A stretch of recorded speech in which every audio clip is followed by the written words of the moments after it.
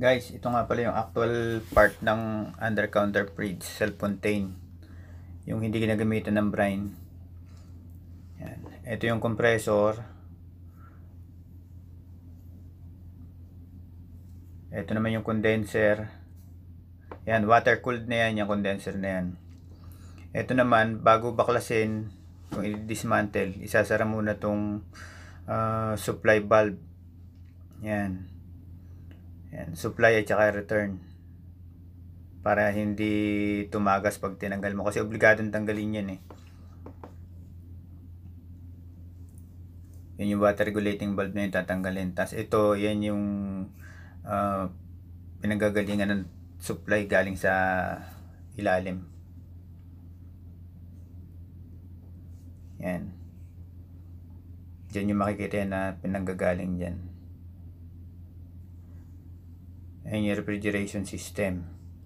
Yan yung kakaibahan nung brine operated.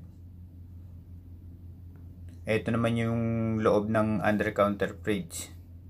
Yan. May mga tray dyan. Dyan nakalagay yung mga gamit nila. Yung mga kung ano-anong recipe na gamit nila dyan. Yan. Ibang iba sa brine operated. Yan yung self-contained na sinasabi. Yung may compressor, condensing fan, chilled water. Yan. Tanggal na yung ano. Tinanggal ko na yung water regulating valve. Ready to pull out na yan.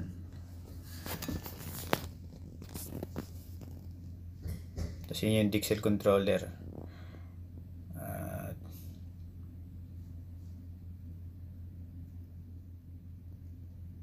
Ito na yung actual na nasa labas. Ito yung compressor. Yan. Yan yung papalitan dahil nagkaroon ng problema. Yung discharge line papunta ng condenser. Ito yung condenser na pinakita ko sa inyo kanina. Yan. Ito yung accumulator, yung bilog na itim na yan. At ito naman yung chilled water line. Nakakonect doon sa water regulating valve. Yan. Inlet at saka outlet. Hindi din pwede magkapalit yung dalawa na yan ng inlet at outlet. Ito naman yung condensing fan. Additional na nagiging cooling sa system. Yan. Pero main cooling system niya is itong chilled water. Tsaka ito naman yung sa pressure switch. Yan yung kinoconnect sa water regulating valve sa ilalim niya.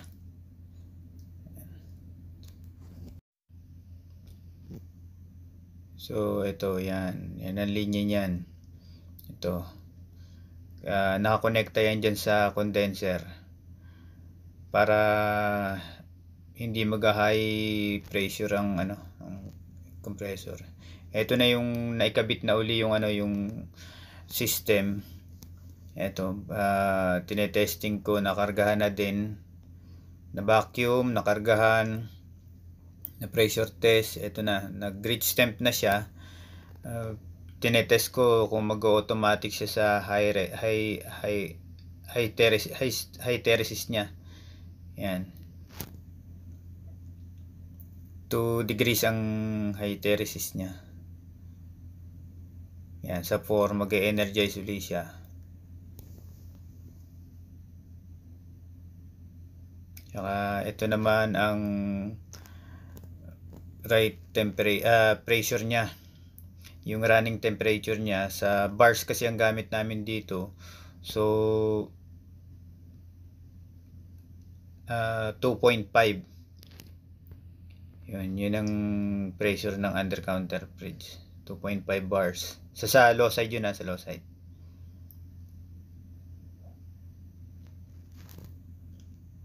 Yan, 2.5 bars. Ano na siya niyan, reach temp na siya niyan. Nag-equalize na yung pre yun.